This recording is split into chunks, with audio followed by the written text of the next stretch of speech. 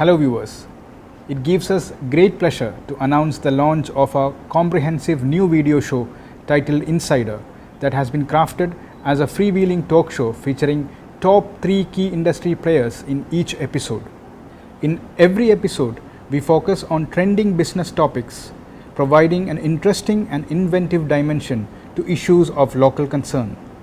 Welcome to Insider.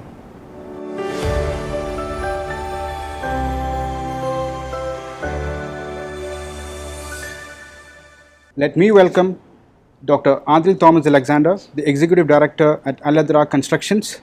Welcome, Adil. Thank you. Saud Khan, Vice President of Investment and Advisory at Tibian Properties. Welcome. And Ridwan Razzi, Head of Research and Consultancy at Hamptons International. Welcome. Thank you guys for coming. Welcome to the very first episode of Insider. We are going through an exciting times, isn't it? The World Bank has just recently predicted Oman to be the fastest growing economy in GCC this year. His Majesty's recent official visits to Egypt and of late to Iran has been termed a big boost to the economy by many experts in the financial sector. We are also witnessing a significant growth in the real estate and construction sector as well. So I go with Dr. Adil for the first question. Construction industry in Oman is expected to grow around 3.5% to reach 2.5 million riyals in 2023, and that's a big number. The growth momentum is expected to continue over the forecast period, recording a CAGR of 4.6% during the next 4 years. Looking at these stats and these numbers, how do you see the construction sector in the future? First of all, I think the construction sector in Oman has been a steady growth in the last, I would say, 20-25 years or so. But in the last 2-3 years, it's been a little dull period. And now it's propelling to a new, brighter future, I would say, And these statistics, what do you say? And there are other reports which can give a brighter number, like there was a recent report that was saying that a compound annual growth of 6.5% from 2020 up until 2026 is expected in construction alone in Oman. That's a 3-year graph. Yes. So there is a lot of multi-billion-dollar projects that has been announced or being announced in the later part of this year, and we are all excited for that. All the companies collaboratively here, we are all waiting for such announcements and looking forward for that. Yeah. So the value of real estate transactions, especially last year, has increased to 24.3%. Looking at a larger picture, what does this story tell us? Yeah, I mean the momentum is strong, as Dr. Adil also pointed out this thing. And if you look at the real estate, obviously we have to see the couple of years before that, like the COVID years, 2021, when things were stalled a little bit. Some of the projects which were supposed to be launched during that phase were kind of held back. So obviously they start coming back in the market from 22, and then we see that momentum in 22. And obviously even this year, if you see, the numbers are improving further. So the momentum which started from the second half of 21 has carried on to 22 and now 23, and we look at things in a very positive way going forward. And how do you see the recent decisions in easing the visa regulations? Has that helped? Because obviously I'll be coming to that at a later stage, but has these kind of decisions, friendly decisions that sort of complement the business segment or the business community, has it helped also in the growth? Of course, the ease of visa regulation, they have two components basically. One is that lowering of the salaries where people can bring their families, that's one part, and the other is the investment opportunities where foreign nationals can come and establish their companies. So I think these are good steps. If you look at the income segment, obviously those people are on the lower side of the income, so bringing them families on a permanent basis is something which will take some time, but still it's a positive move, but I think it will take some time to really get going. But as far as the investment thing is concerned, a lot of companies have been established, and we are meeting a lot of new people, like new people who are coming to the Sultanate, to Oman, and opening their offices or taking apartments. And obviously there are some challenges because this has only started from last year, so there are some ground issues, like when they start companies, they need visas for employees and all those things. If the government is going to take care of those things as well, I think that will be good, and not only for real estate, as a whole for the economy, in diversifying, because we want to diversify from the oil base. So there are a lot of opportunities in that area. So that will definitely impact the real estate as well. We are quite confident about it. So things are heading in right direction as we see. Just to clarify on what South said, lowering of salaries, it's the family visa regulations. The government has reduced the salaries to 150 riyals. So if an expat wants to bring his family to Oman, he just need to have a salary of 150 riyals. Ridwan, does that helps? Also, we are also seeing a recent surge in expatriate population. I've also read your report as well, which clearly says that it is in the right momentum, as South said. But are you seeing this visa regulation is helping the expatriates to bring in their families, which in a way is helping the real estate sector generally? Well, first of all, I think that's a good question, and we probably need to dive into the kind of figures that has been projected by the government. So let's say when we are talking about the increase in population, of course what has happened is that these deregulations have been announced quite recently. But of course we have actually witnessed that the increase in population of expatriates especially has been occurring since probably September and 21. So when we backtrack the kind of data from this kind of point of time to current, we have seen an average increase of 32,000 increase in expat populations over this monthly time period. But when you look at just Muscat in particular, when we average out, probably we are looking at 6,000 additional population just in Muscat. Of course, I think the concern is that there is a lot of supply in the market, and when the additional population comes in, it will be price sensitive kind of population because you're targeting to a certain demographic. So with that said, probably in terms of occupancy, probably it will increase for certain buildings, but the thing is that for rents, we probably will foresee that growing a bit further into the future. Dr. Adil, thank you for hosting us at Aloft. It's a beautiful property. Having said that, we are seeing a surge in tourists as well, thanks to again certain visa regulations. There's a staggering 150% hike in tourists coming to Oman. This is last year's figures. How do you see that helping the hospitality sector also? So if you actually look at the number of hotels in 3-star and 4-star properties in Oman, there has been a surge in occupancy in the first quarter of this year, if you look at the statistics.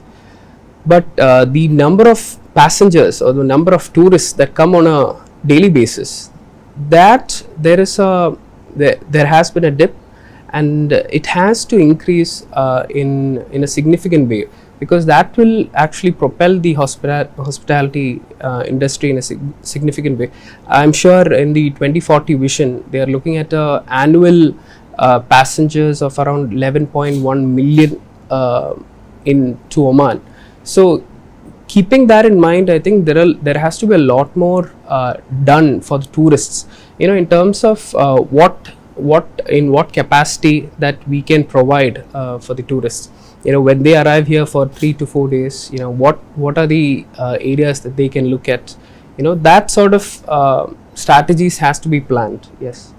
Having said that, we just read a story last week quoting an Omani government official, where the government is expecting 10 million tourists annually by 2030.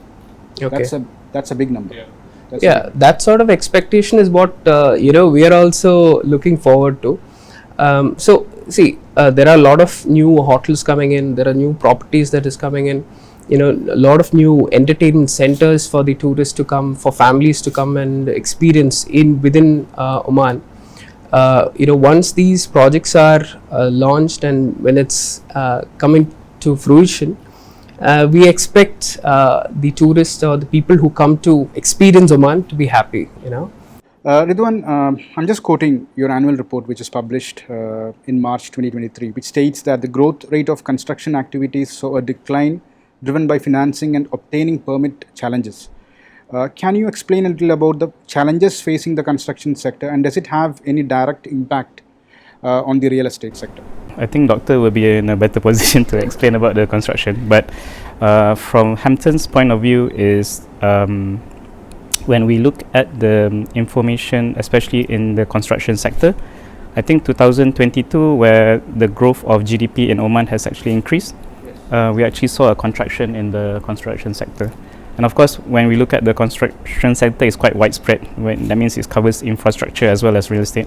So I think for this certain topic, we will just focus on real estate. So of course, the one of the main challenges for construction is definitely inflation. And inflation impacts a lot of things in construction, especially when you talk about material costs. The problem with construction is that while the material cost has been increasing, and probably labor costs as well, the thing is that the contract terms are actually fixed. So probably what will happen is that your margin of profits will actually be reduced, or even to an extent where you actually don't make money from the project itself. And while all these kind of development or feasibility of the projects are impacted, this will also apply to the kind of new projects coming up. But of course, looking at it at a kind of broader picture, while this actually shows a very bad kind of sentiment for the construction industry last year, what we see is that because of the limitations of new supplies coming into the market and the new population coming in, what has happened is that the occupancy has actually increased. I'll go back to Dr. Adil, taking the same question. Al-Adrak has been there in the industry for nearly 40 years, so you'll be in a better position to even talk about the sector, the challenges that you are facing. With adding on to what Ridwan just said, of course we're seeing the growth, but there are also hurdles as well. So what are the kind of challenges that you faced, especially in the last 2 years with regards to COVID? And Well, I wouldn't say that only us. I think the whole industry, construction industry, had to adapt to the market. So it corrected according to the market. So in terms of certain overheads that has to be cut down, has to be cut down. I mean, there's no other way to survive. So we did that sort of aspects. But looking forward, the other day, I'm just quoting a government official. He was saying that there was around 50 million Riyal worth of consultancy drawings, or in terms of design aspects, has been put into a project that is going to be announced very soon. It's called the Greater Muscat. So, those kind of vision, if it comes into the Sultanate, it will be a game changer. That sort of project which will, benefit everyone. The whole economy will change, and not only construction, real estate, hospitality, everything. There is a lot of huge changes that can occur due to that, and there is a metro that comes in with that. So there is a lot of future aspects to this, but in the current last maybe 1 to 2 years, there has been a lot of struggling sectors, struggling suppliers or struggling companies within the market that we can see. They all had to adapt on downsizing.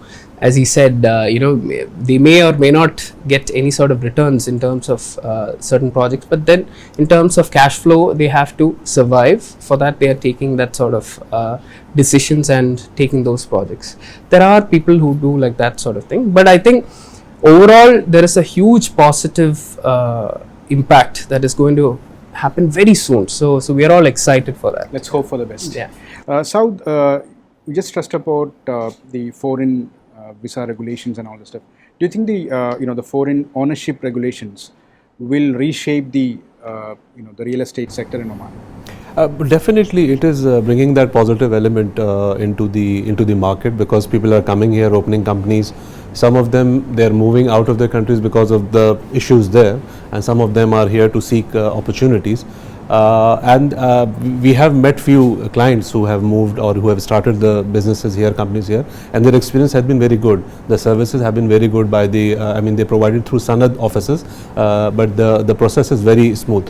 and then I'm sure it will going to impact the overall real estate positively, because we are looking for footfall. We are always looking to increase footfall. Just before the session also I was discussing with Dr. Adil that we need to increase that, because it helps everyone, the real estate service providers, real estate owners, the hotels, the commercial malls, all benefit from this. So I think this is definitely going to impact positively.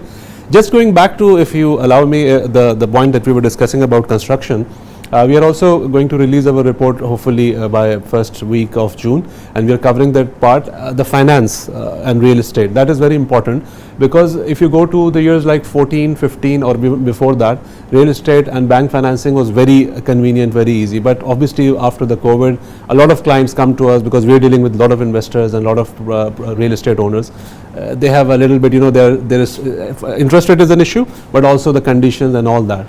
And we just quoted the central bank's data on as a percentage of the credits, how much is for construction. It has dropped from 8.7 in 2020 to now end of last year 8%. So obviously they are also looking at other revenues, but it is also impacting real estate. So I think banks also need to come up with kind of creative solutions for developers, in a way that not necessarily the financial cost is the key, but how flexible you are, in terms of supporting, because real estate investment is very capital intensive. It is not something, you can do mostly without the support of the banks.